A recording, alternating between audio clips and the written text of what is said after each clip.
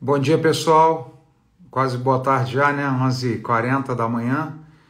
O pessoal está discutindo bastante aí sobre reforma tributária e nós estamos acompanhando aqui pela imprensa agora pela manhã. Fui dormir quase 2 horas da manhã acompanhando ali as votações. Uma parte das votações eu acompanhei lá dentro da Câmara Federal mesmo. Depois eu vim para casa e continuei assistindo pela TV Câmara. E agora, né, cedo, vendo alguns comentários, né, com controle remoto ali passando de canal em canal, pessoal, oposição pela oposição, porque não quer reforma, porque quer sabotarem o Brasil, não sei o que, não sei o que.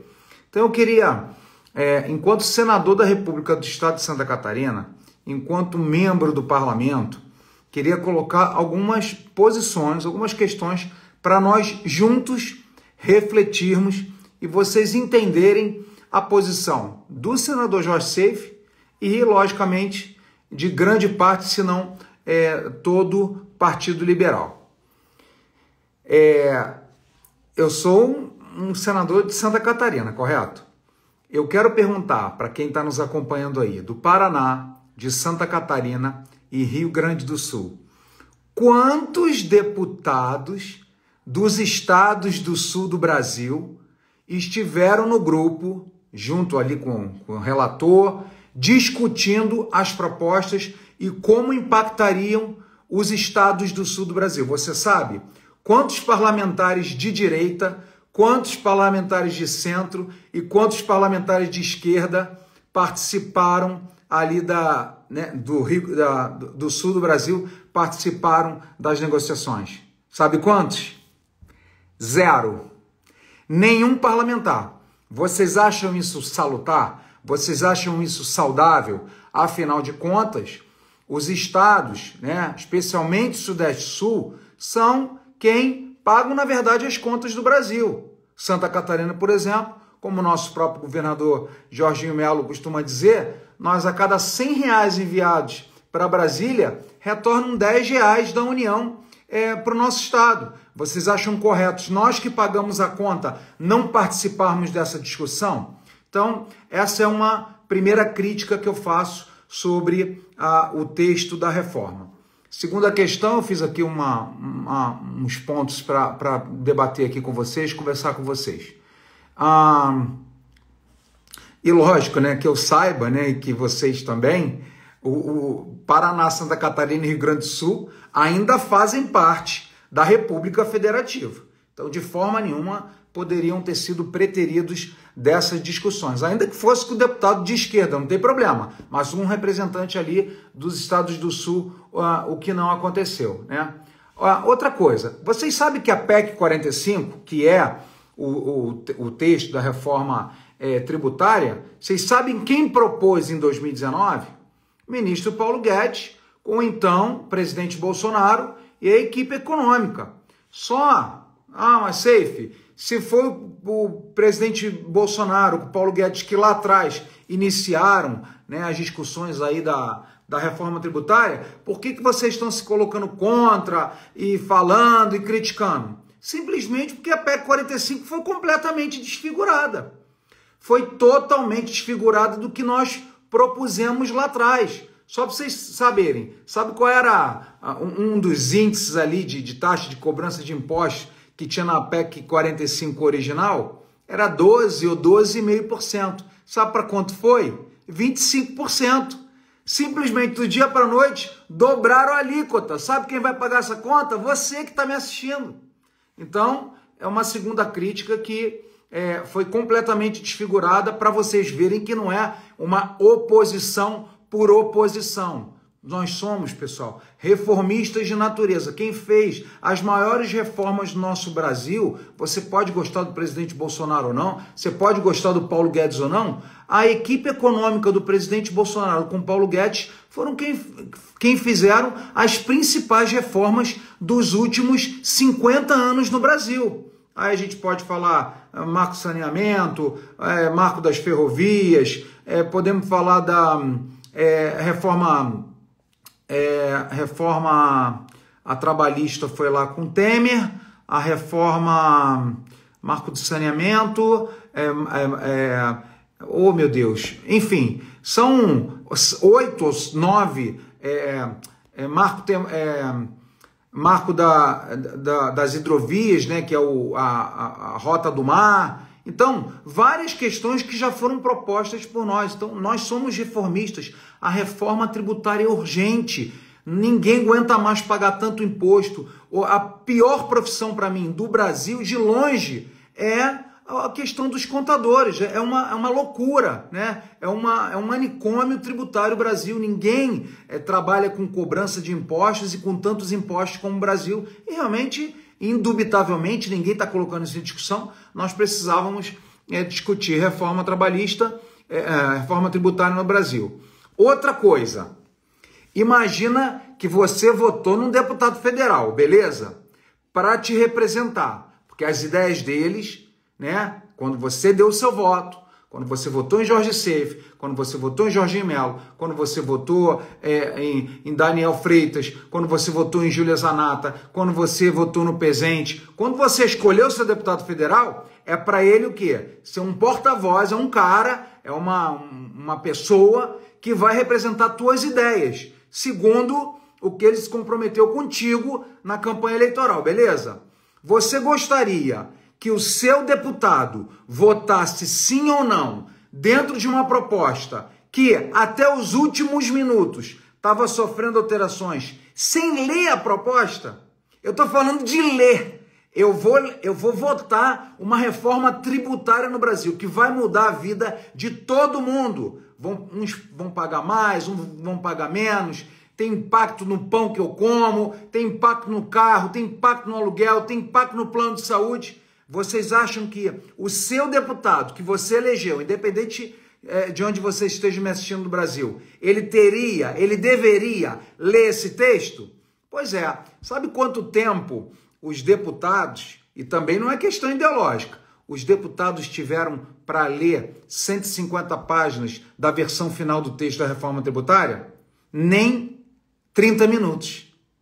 Vejam, e eu estou falando verdade. Se quiser conferir, vai na TV Câmara e veja uns minutos antes do Lira assumir a presidência para iniciar a votação, o que a Maria do Rosário, que estava presidindo a sessão, falou: ó, acabamos de disponibilizar o texto da reforma para vocês lerem. Pô, tá de sacanagem comigo? Tá brincando comigo? Tá brincando com o povo brasileiro? Então, a minha crítica não é que tenha sido votada ou o texto proposto. Eu creio que tenha muitas evoluções e é excelente. No entanto, o seu deputado, que está mudando a sua vida, a forma de tributar, onde você gasta seu dinheiro e quanto vai para o Estado, para o município, para a União, o que vai sofrer de alteração, cesta básica, agronegócio, serviço, bens, não sei o quê, ele tem que pelo menos ler a proposta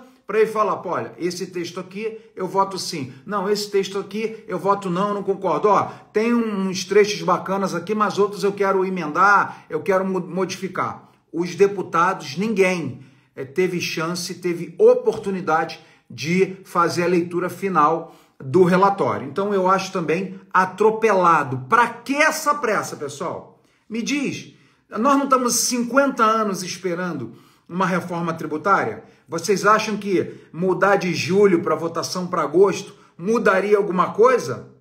Mais um mês, ou mais 10 dias, ou 15 dias, para os deputados lerem? Então, também uma crítica ferrenha que eu faço sobre a questão dos deputados poderem ter tido acesso ao texto, discutido, se não tivesse tempo para discutir com a sociedade, pelo menos conhecer o que eles estariam votando. Então isso aí é outra crítica que eu faço, né? Até porque todo momento, até ontem, 1 hora antes da votação, estavam alterando o texto final. Até o pessoal lá, vocês sabem que a gente tem um espírito, né, muito brincalhão, brasileiro, é piadista, e a gente falou: olha, eu quero 5, né, os deputados lá falavam: eu quero 5 que leram o texto. Se 5 leram o texto, eu voto sim. e ninguém se manifestou porque, logicamente, ninguém lê em 10, 20, meia hora 150 páginas de uma reforma tão importante para o nosso Brasil. Necessária, mas que precisamos tomar conhecimento do que estamos votando. Assim eu acredito, né? O meu deputado federal, eu gostaria que ele tivesse lido na íntegra, entendido o que ele estava votando pelo sim ou pelo não, né? Que mais? Então, não houve tempo hábil, né? Eu estou lendo aqui os pontos que eu queria tratar com vocês. Tá? Então, a questão da falta de diálogo para mim foi um negócio, pessoal, muito sério, muito grave, tá? Ou seja, o desconhecimento da versão final pelos parlamentares e da falta de membros dos estados do Sul. Outro questionamento, pessoal, vamos pensar junto. Vamos pensar junto. Eu não quero ser o dono da razão, eu quero compartilhar com vocês, né? Vai ter o tal do conselho deliberativo, conselho de gestão, conselho administrativo, sei lá o quê. Eu entendo, aceito críticas, não sou o dono da razão, mas eu entendo que precisamos respeitar a proporcionalidade dos estados.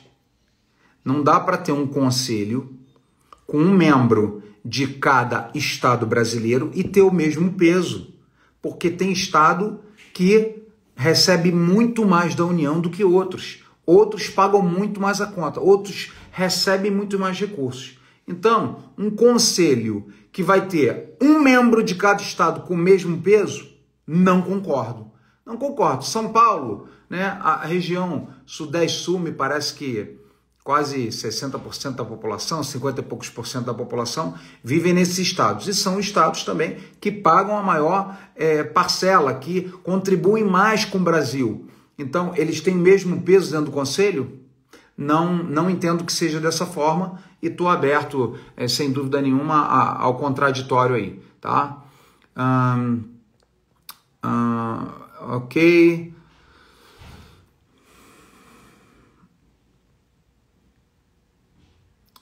Outra questão. Quem teve a brilhante, maravilhosa ideia de centralizar os recursos na União? Todos os impostos da União, estados e municípios vão para onde? Para a União, para o Poder Executivo dividir depois a fatia. E não estou falando que o governo é Lula, podia ser Bolsonaro. Nós somos menos Brasília e mais Brasil, pessoal. Isso não é uma frasezinha bonita, de efeito, de campanha política, não. Nós precisamos respeitar a autonomia dos estados, dos municípios. Nós somos municipalistas, nós queremos descentralização. Nós já entendemos que o Poder Executivo reúne para si muito poder, muita grana, muito recurso, muito imposto. E agora, os estados e municípios que faziam já, retiam esses impostos nas cidades e nos municípios, vão cobrar, vão mandar para a União então ter a benevolência de pagar aos estados e municípios o que lhes é devido. Agora, eu pergunto para vocês conhecem política? Não tem garoto, não tem menina aqui, não tem bobo. Não tem, eu creio que não tenha. Então é o seguinte, como que nós vamos deixar nossos governadores, nossos prefeitos subjugados a um poder executivo que pode, por exemplo, não pagar, repassar um pouco? Se a União tiver problema em reter um pedaço desse imposto para pagar aí uma dívida do Brasil ou fazer um investimento, sei lá o quê, vocês acreditam e confiam na lisura e na idoneidade, né, de que não vai haver troca, moeda de troca política, quando um poder centraliza toda a gestão financeira tributária do nosso Brasil, do nosso país, de Santa Catarina, do Rio Grande do Sul, de São Paulo, do Rio de Janeiro, de Minas Gerais, do Pará? Não, por favor. Então, é outro ponto que eu sou acidamente crítico e tenho minhas razões para o fazer, né? A gente sabe que um governador, um prefeito que faça uma oposição e o governo quiser retaliar, mais uma vez, pode ser Bolsonaro, pode ser Lula, pode ser Tarcísio, pode ser Michele, pode ser Jorge Seife. Quem quiser, quem for, eu não acredito que seja o melhor modelo de gestão, a questão da centralização de recursos num poder para ele dividir para os outros entes. Eu acho que é muito perigoso para nossas autonomias, né? Já falei com vocês que a taxa dobrou, né, de 12,5% para 25%, então também é inaceitável, inacreditável. Outra coisa também, e estamos aqui reclamando e fazendo, né, tá na rede social reclamando, eu te botei aí para votar. Nós vamos votar no Senado, pessoal. E quero também dar uma satisfação para quem nos apoia, quem votou, quem confia na gente, quem apoia a gente, que eu agora pela manhã, acordei, era 6 e pouquinha, quando deu 7h30 da manhã, já liguei para vários governadores do Brasil, já liguei para vários secretários de fazenda de estados, que eu tenho telefone, que eu tenho conhecimento, me colocando à disposição para que o texto que vai para o Senado, né, eles já receberam esses documentos, para que nós possamos discutir e saber, especialmente Santa Catarina, o que afeta Santa Catarina, quanto Santa Catarina perde, o que Santa Catarina e o que o meu povo, porque eu estou aqui, quem nos elegeu foi o povo catarinense, é pelo povo catarinense, pelos municípios catarinenses, pela população catarinense que a gente tem que lutar aqui em Brasília, correto? Então, pegando a opinião de todos, opinião de vários secretários de Fazenda, de vários governadores de estado, falei com pelo menos uns 5 governadores agora pela manhã. E pegar a opinião deles de que forma nós, dentro do Senado, podemos contribuir, fazer emendas, fazer destaques, fazer falas na tribuna, alertas dentro da tribuna do Senado e então ir para a votação. Outra coisa que eu queria... Deixa eu ver aqui que eu não estou conseguindo ler mais o que eu... Peraí. Eu acho que esses pontos sim. E para finalizar essa questão da reforma tributária. Pessoal, vamos simplificar? Vamos. Você quer simplificação? Quer. Eu quero a simplificação? Quero. O povo brasileiro não quer pagar tanta PIS, COFINS, ISS, confusão. Ninguém quer pagar isso tudo. O mundo inteiro é IVA, um imposto e já se arrecada tudo. E o Brasil realmente é uma loucura. Direita, esquerda, centro, para cima, para baixo, verde, vermelho, azul, amarelo, todo mundo quer simplificação. Agora, se o custo da simplificação for aumentar 1 centavo de imposto para o meu povo catarinense, para o meu povo brasileiro, eu não tenho como aprovar. Aí deixa a merda que tá.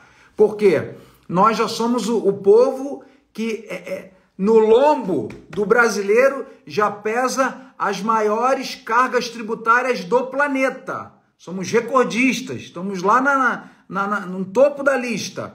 Aí, não, vamos simplificar, porque o Brasil, porque vai ser lindo, vai ser... Ok, mas se isso impactar 1 centavo a mais em cobrança de impostos, nós e vocês precisamos dizer não à reforma. Não que eu concorde com o sistema tributário louco do Brasil, que nós chegamos aí. Tem página de ICMS que tem 1.200 linhas, regras, é uma loucura. Mas se a simplificação vai pesar no lombo de nós brasileiros, cidadãos, acima de tudo, do contribuinte, das empresas, dos serviços, não podemos aceitar, pessoal. Nós queremos simplificação, sim. 0 aumento de imposto, de preferência, baixar imposto.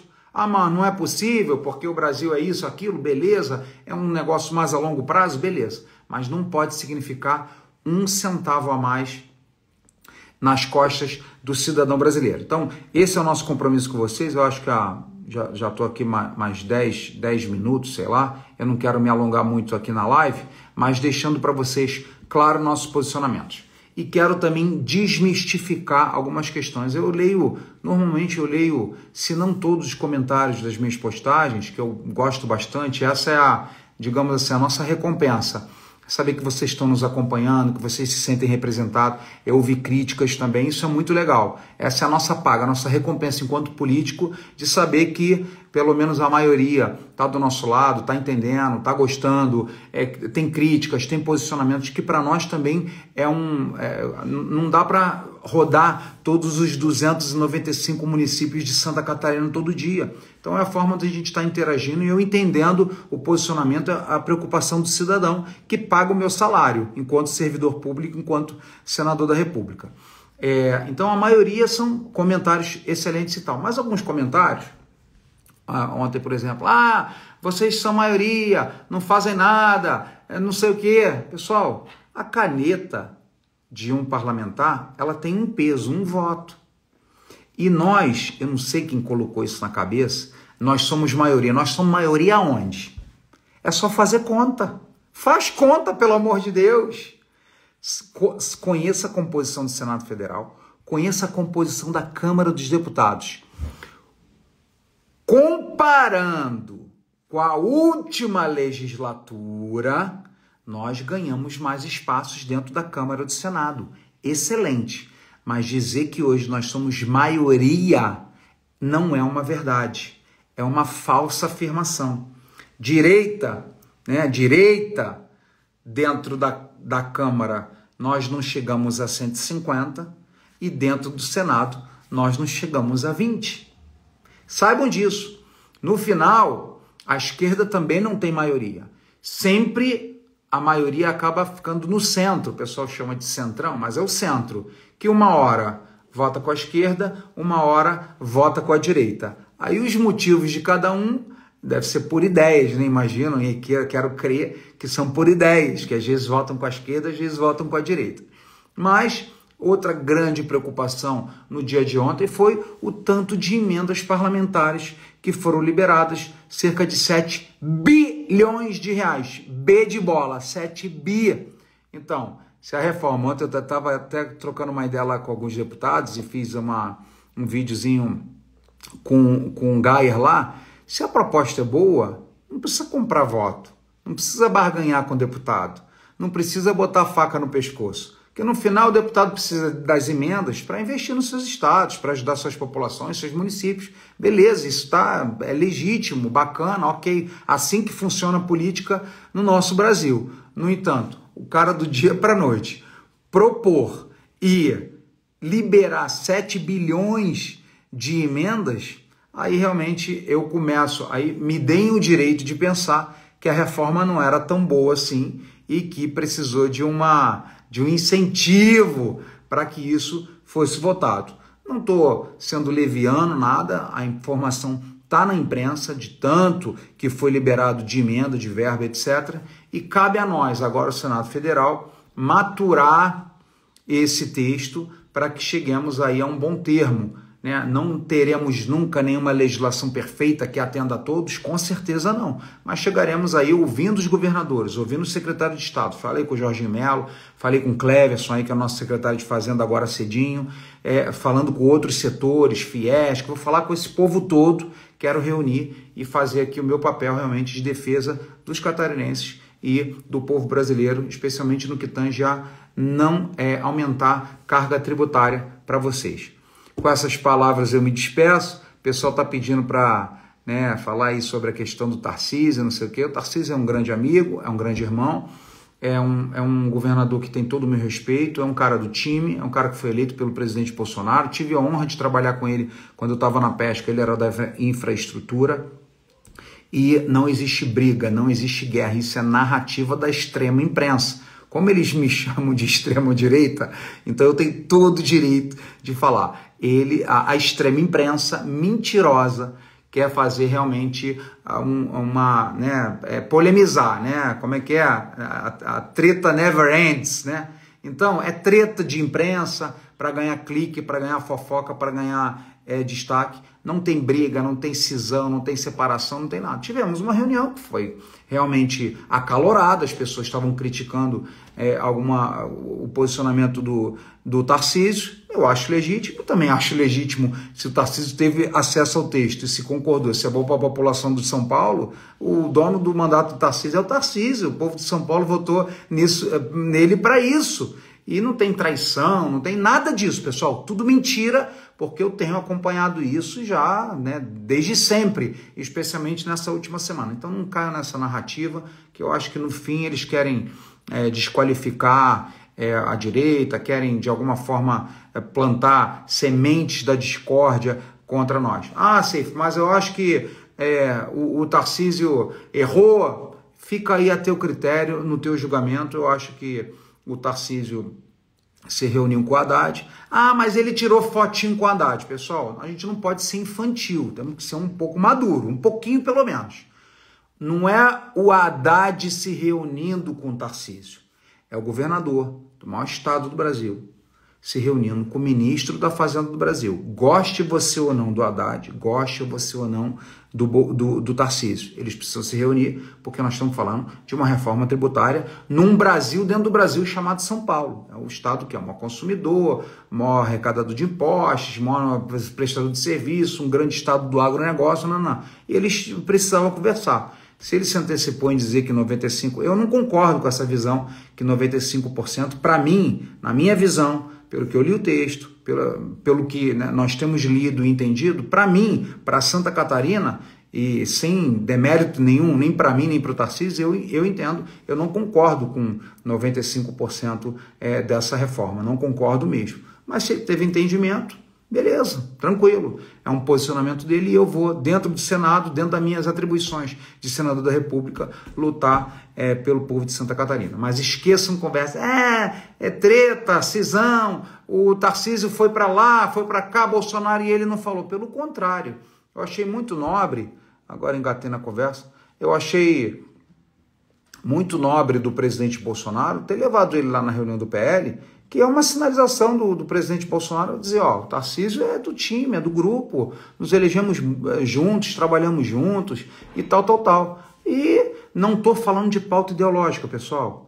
Se ele é conservador, se ele não é conservador, se ele falou que não é bolsonarista raiz, não estou falando de pauta ideológica, nós estamos falando de reforma tributária. Não esqueçam disso, não perca o foco. Então, questão ideológica, faça os seus julgamentos. Eu estou falando de questão tributária e das declarações dele sobre reforma tributária, que gerou toda essa confusão que agora o pessoal está dizendo que rachou, não sei o quê. Então, podem contar conosco aqui. Vamos trabalhar para atender os estados do Sul, vamos respeitar, o que o nosso secretário de Fazenda, Cleverson, vai nos mandar. E Deus abençoe a todos. Obrigado aí pela audiência, pela participação. Desculpa que eu não consigo ler